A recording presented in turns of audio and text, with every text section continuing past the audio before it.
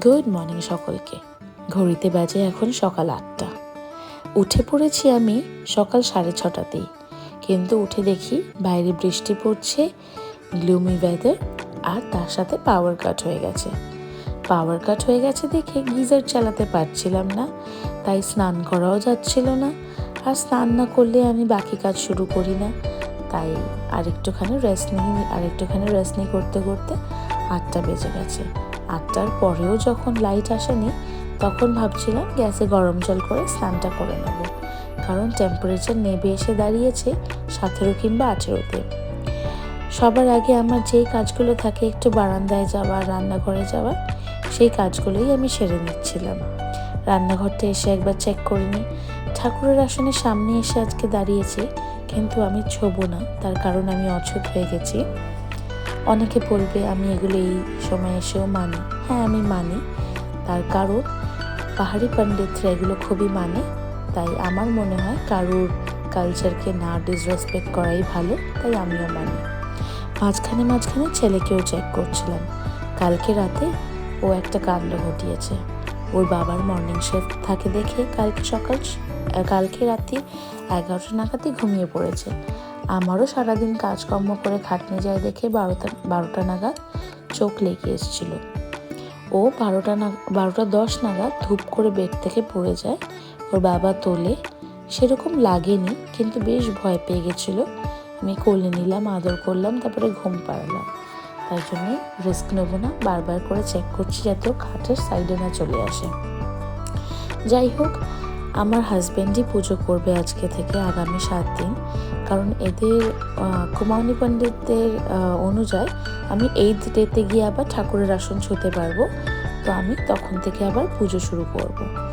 এখন আমার হাজব্যান্ড ঠিক ওদের অ্যাটায়ারে হলুদ ধুতি আর উত্তরাখণ্ডের টুপি পরে পুজো করছে।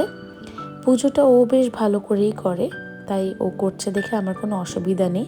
আর যেহেতু ঘট স্থাপন করেছি, তাই পুজো অবশ্যই করতে হবে। আর আজকে কিন্তু আমরা মাকে কলা প্রসাদ দেবো। আজকে ওই কলা চড়ে, আর সাথে মিশ্রি দেব, কারণ শুধু ফল তো দেয় না, তাই সাথে একটু বাটি করে মিশ্রি আর জল দেব। ও পুজো করছে আর আমি পাশে বসে বসে দেখছিলাম। আমার দেখতে পুজো বেশ ভালো লাগে। দেখতে দেখতে হঠাৎ করে দেখি ছেলে উঠে গেছে। আমি দৌড়ে ঘরে চলে গেলাম, তার কারণ ও উঠেই এপাশ ওপাশ করতে থাকে। আমার ভয় লাগছিল যদি আবার এদিক ওদিক গিয়ে পড়ে না যায়। ও তখন শুয়ে শুয়ে এপাশ ওপাশ করছিল, আর আমিও ওর সাথে শুয়েছিলাম খানিকক্ষণ। তারপরে ওর ঘুমটা বেশ ভালো করে ভাঙলে ওকে বাইরে নিয়ে যাব। ততক্ষণ ওকে একটু আমি সময় দিই ধাতস্থ হতে। তারপরে বাইরে নিয়ে যাওয়ার পরে আমি ওকে দুধ খাইয়ে দিয়েছিলাম, আর তারপরে ওর বাবার সাথেও খেলছিল। ওর বাবা ওকে একটা মাস্ক বানিয়ে দিচ্ছিল একটা কাগজের প্লেট দিয়ে কেটে, কিন্তু মাস্কের নাকটা এতটাই বড় হয়েছিল যে আমার ছেলের চোখ, নাক, মুখ সব ওটা দিয়েই দেখা যাচ্ছিল। আলাদা করে চোখ কেটেছিল যে সেটার আর দরকার পড়ছিল না, ওই চোখ দুটো কপালে ছিল। যাই হোক, ওরা ওদের মতন খেলছিল, আমি বাড়ির কাজও সারছিলাম আর ওদের খেলাধুলাও দেখছিলাম। শরীরটা বেশ খারাপ ছিল দেখে তাড়াতাড়ি কাজকর্ম শেষ করে আমি সারাদিন শুয়েই ছিলাম। সন্ধেবেলা ওর বাবা যখন পুজো দিতে এসছে, তখন আমি উঠে ঘরের বাকি লাইটগুলো জ্বালিয়ে দিচ্ছিলাম।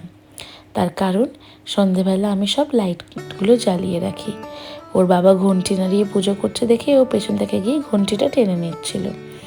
তারপরে আবার খানিকক্ষণ শুয়ে আমি রেস্ট নিয়েছি। তারপরে যখন খাওয়া দাওয়া হয়ে গেছিল, উঠে আমি রান্নাঘর পরিষ্কার করে নিয়েছি। তার কারণ রান্নাঘর পরিষ্কার না করলে আমি ঘুমাতে পারি না।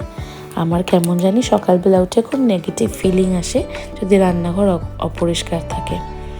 যেটা আমি মেন করি হচ্ছে পরিষ্কার করার পরে একটা করে ধূপ জ্বালিয়ে দিই। এখন যদিও ভেজ খাচ্ছি নবরাত্রির জন্য, পেঁয়াজ রসুনও খাই না আমরা, কিন্তু এমনি সময় তো ননভেজও খাই আর পেঁয়াজ রসুনও খাই। তার জন্য একটা ফাউল স্মেল থেকেই যায় যতই চিমনি থাকুক। তাই জন্য আমি চেষ্টা করি দুবেলায় দুটো ধূপ জ্বালিয়ে দিলে গন্ধটাও ভালো থাকে, আর যে ফাউল একটা স্মেল থাকে সেটাও কেটে যায়। আমি নির্মালের এই ওয়্যাট ধূপগুলো ইউজ করছি, বেশ ভালো।